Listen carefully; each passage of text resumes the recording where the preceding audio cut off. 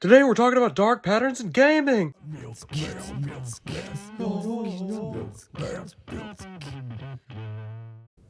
A few years ago, a friend of mine carried a laptop 6 kilometers through the bush just to log into a game and keep a daily login streak alive. They really do hijack your fucking squid brain into like being like, I need this fucking thing, this shiny little rock. I need it for my collection. That's not fun. That's not entertainment. That's a dark pattern. Hi, I'm Chris Wilson.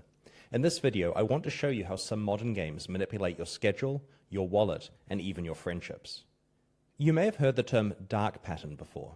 It refers to a design that deliberately manipulates user behavior, usually to get those users to spend money or engage more than they intended. A classic example is a hotel site flashing scarcity cues like, only one room left, 4 people are booking right now.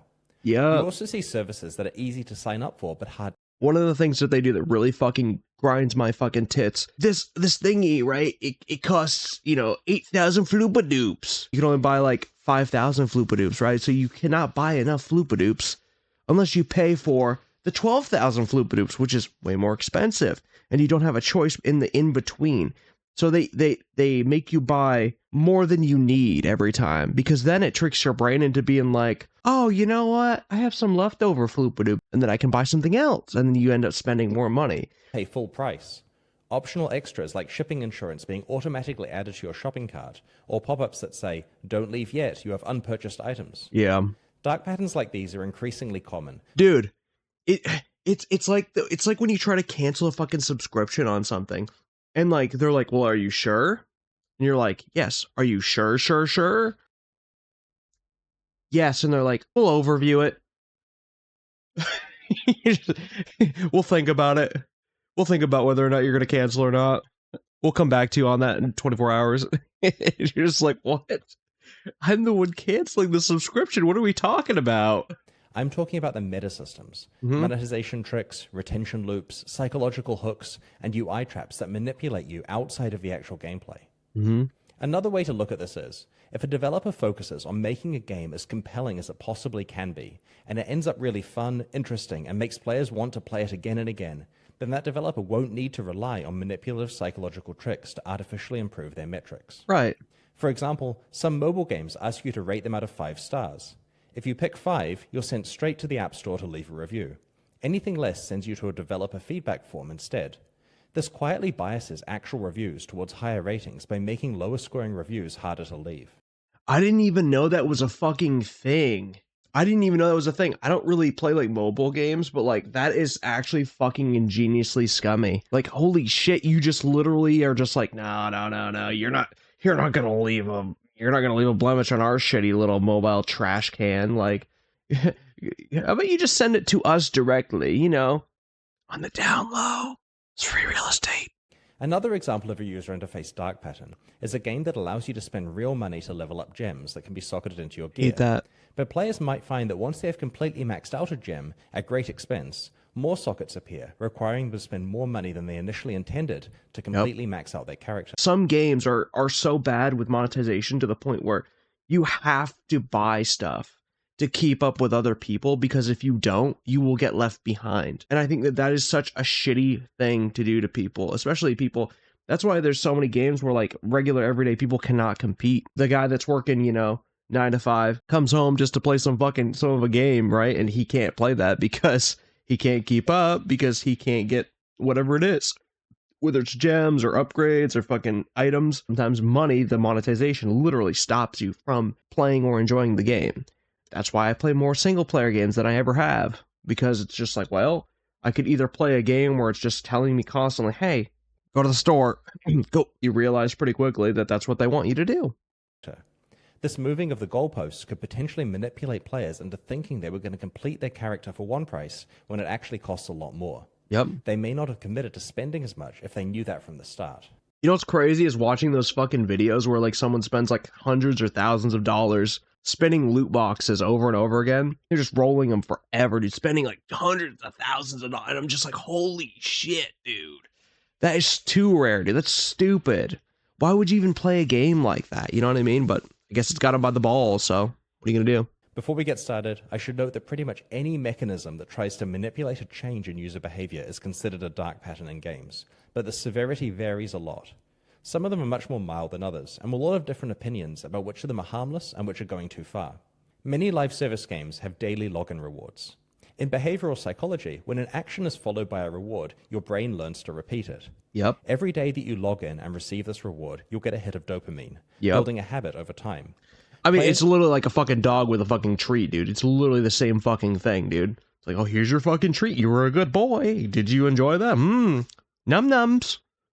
To a condition to logging in every day, do it not because they're excited to play, but because it feels like brushing their teeth, just something they have to do. Some games have login streaks. This is where the rewards escalate for each sequential day you log in. When you break the streak, your rewards reset back down to the minimum That's level. so stupid. Now, humans have a strong sense of loss aversion, where losses feel roughly twice as bad as gains feel good. Yeah. Hence, players will go significantly out of their way to avoid breaking these streaks. As I mentioned before, I have a friend who was on an off-the-grid camping trip and had to walk 6 kilometers with his laptop and a 3G modem so he could keep a login streak going in some random game he was That's playing. fucking crazy, bro. He's There are even addicted. games out there that let you pay real money to restore Dude's a broken fucking streak. zonked out of his mind, bro. In addition to daily login bonuses, many games have daily tasks or challenges which reset Yeah. every 24 hours. Yep. Players feel obliged to complete these so that the easy rewards don't go to waste. They don't want to miss out on cheap progress that everyone else is getting. And that's the problem. See, I play Magic the Gathering Arena, and I play that for fun every now and then. I'm not really like one of those guys. I used to play it like every day because there's this thing about the game where how it works is you get gems to then use those gems to then buy packs to then get more cards so you can build more decks and, you know, have a more unique experience, right? Well, the problem is that you have to grind and do your daily quests. Like, it takes forever, dude, to grind your daily quest to get all your wins and whatever, so that way you can get enough money so you can get a pack, 2 packs, whatever the fuck it is, for one day. So you have to grind for like hours sometimes, 1 to 2 hours, depending on if you're just trying to get it or you're just kind of chilling out, you know, which fucking blows. But at least I respect the fact that you have a way to like grind your way and and play the game, you know. It's a fucking grind, but at least it's there. You know, some things are just so locked behind paywalls that you just can't even, so. For example, it's common for mobile base builder games to have guilds or clans where daily participation, like doing quests or donating resources, is important for your guild to succeed. If you don't log in each day and perform these actions, you let your friends down, which causes guilt and social pressure for you to be active daily. Other games feature gifting between players, where reciprocation of gifts is rewarded with extra bonuses. I didn't know This taps that. into reciprocity pressure to cause you to feel the need to log in daily and return gifts to people. Some games have refer a friend bonuses, or even outright pyramid schemes, where you make That's faster fucked. progress if you have recruited an extensive network of friends to join the game and play with you. Right. Time-gated tasks, or playing by appointment, are when a game tells you have to come back at a specific time or face consequences, sometimes making you wake up in the middle of the night to click buttons or lose your investment. That's fucked up, Contemporary dude. mobile games often have timers and energy mechanics, where your ability to progress the game is blocked until you come back when these resources have regenerated. When you're not the one deciding when you play the game, but instead having the game decide for you, it's Yep. worth questioning your entire relationship with that game. Some live service games create artificial scarcity for their store items, as entirely You have 24 hours to pick up this cum-sucking robe. If you do not pick it up now, you'll never get it again. Like, I get on this game for fun to play this game, and you gotta, like, put some cool shit in there that I clearly cannot get. And sometimes they'll even lock it behind a paywall, so you can't even, they're like, well, you have to pay it, and guess what? You have to pay it now, because if you don't pay it now, you're never gonna get it, because it's gonna go away forever. there are a variety of dark patterns related to premium currency in games. Developers can design their premium currency packs to be slightly too small to buy the most desirable. That's what I was talking about, just barely. It's so funny, I only watched, like, about, like, a couple minutes of this video, I was like, this is a good fucking video.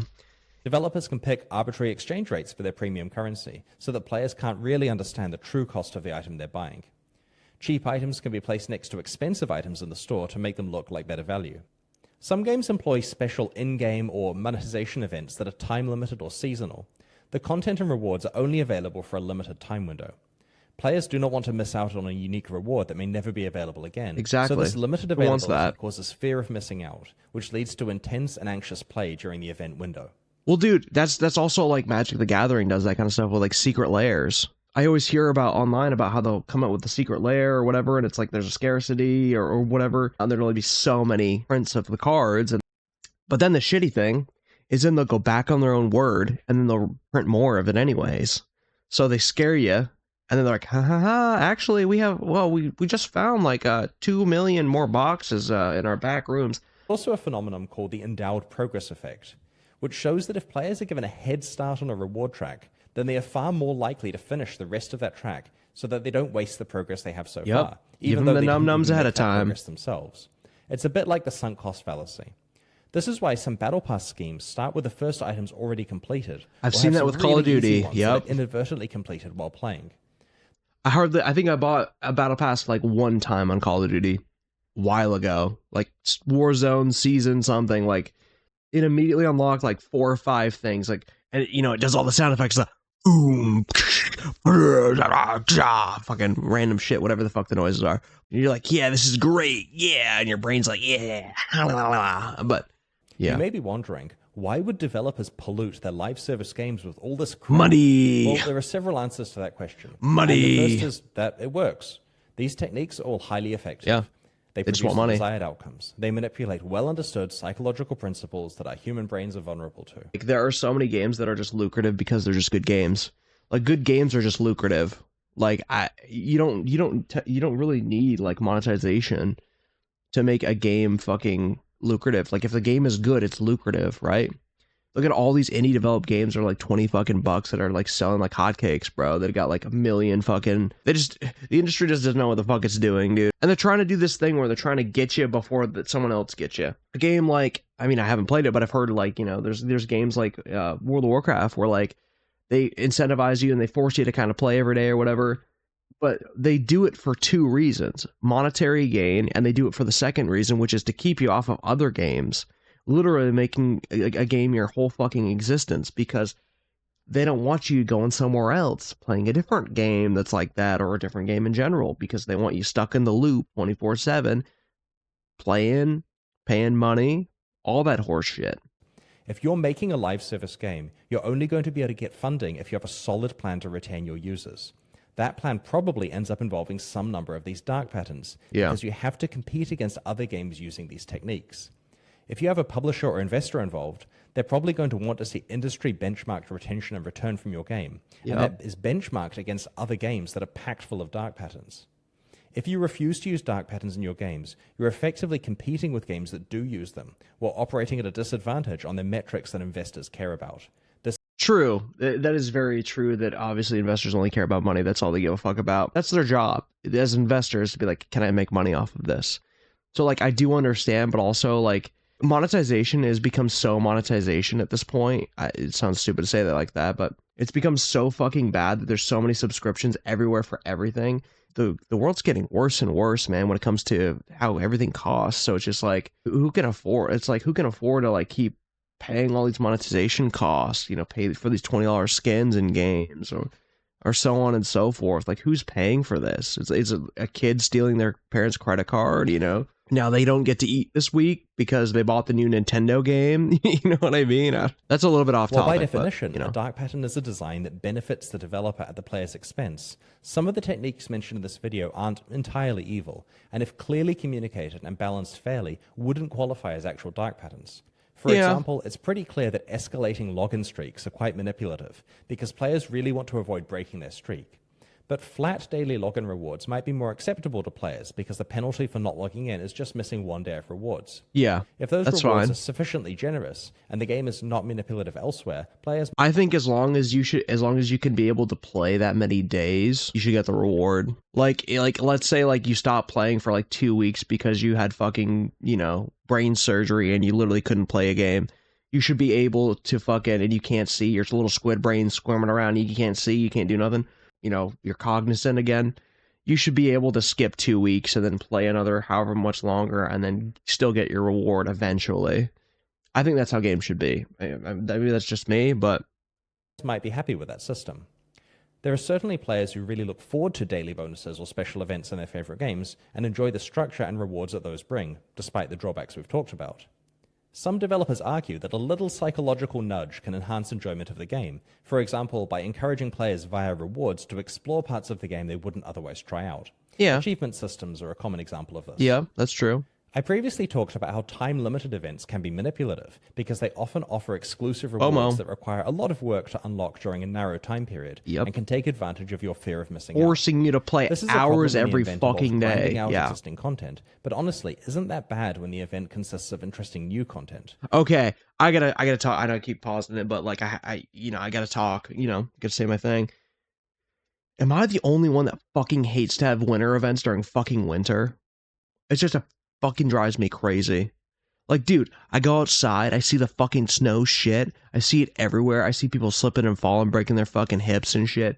I see people cars crashing and shit because they don't know how to drive. Like, why do I gotta fucking log on to Apex Legends and see a fucking winter event where there's snow everywhere? Like, suck my dick. On the other hand, time-limited events that don't introduce new content can be more dangerous. A number of years ago, a fellow game director told me a story about a live service game he was running. He wanted to increase player activity in the gaps between expansions, so he decided to try running a double experience weekend. It was a huge success and saw way more players playing than usual. Yeah. After the weekend, however, player numbers dipped down below where they were before the weekend, so they ran another double experience weekend the following weekend. You can predict where the story went. Yeah. After a while, people only played on those special weekends because playing on weekdays felt far less worthwhile in comparison. The game eventually... And that is a serious problem if you make your game way too grindy, man. If you make your game way too grindy, whether it's progression in the game in general or just trying to seek rewards, people will get burned out over time. There's a lot of people that'll be like, dude, I don't want to fucking deal with this. Why do I want to... Eventually, like, some people are just going to start turning it off and be like, well, I could just literally go do, like, anything else right now. I could go play fucking whatever game I want right now for the millionth time. That's a single-player game, not have to deal with any of this. While games that overuse dark patterns alienate their users and eventually see the opposite of the good retention they were aiming for, the primary victims of dark patterns are the players themselves.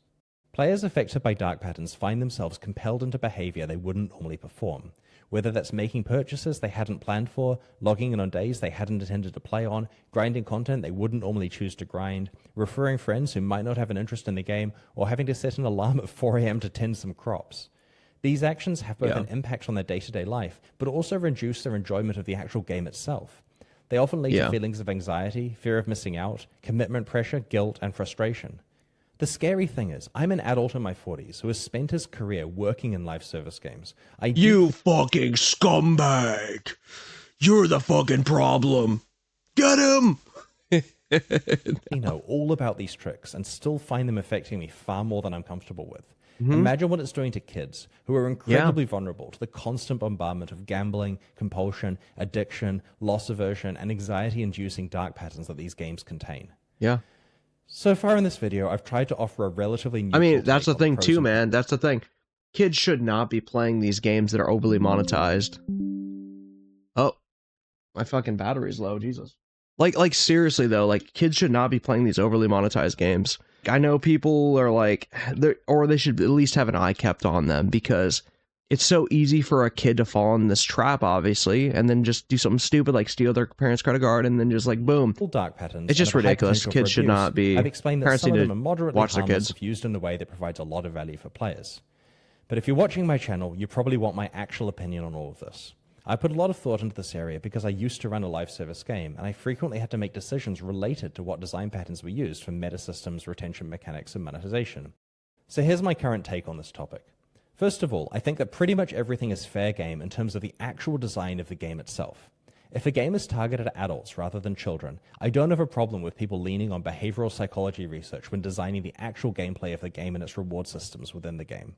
Make your games fun. Make them compelling. Make people want to play them and want to return to them for their own merits. That's true. Your job as a game designer is to make a really fun game, and understanding how the human brain works is important for that. Players becoming invested in your game and deeply caring about their progression is a good thing. It's why people play games. But I draw the line at deploying dark patterns because they are related to retention systems, meta progression, and monetization. Yeah, I mean, that's the fucking problem with it, man, is like it's literally almost like criminal that these people are allowed to like psychologically manipulate players into playing. You know, and like obviously there's always been some sort of manipulation to keep people playing a game because that's how games work. They want you to feel good. They want you to play your game. I mean, who doesn't love opening a box of something or a chest as an example in like a game like Skyrim or something and finding a really cool weapon or something, you know? It's awesome. It feels great.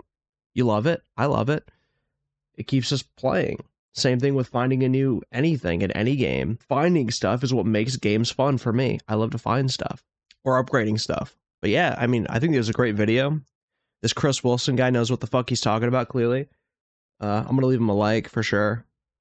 And I'm gonna give him a subscribe too, fuck it. Check him out. Like, comment, subscribe. And you know what? If you got anything in the fucking comments you want to talk about, even this subject, or if you want me to cover something else, just let me know in the comments. No thanks. I have to go to work. Shoot yourself!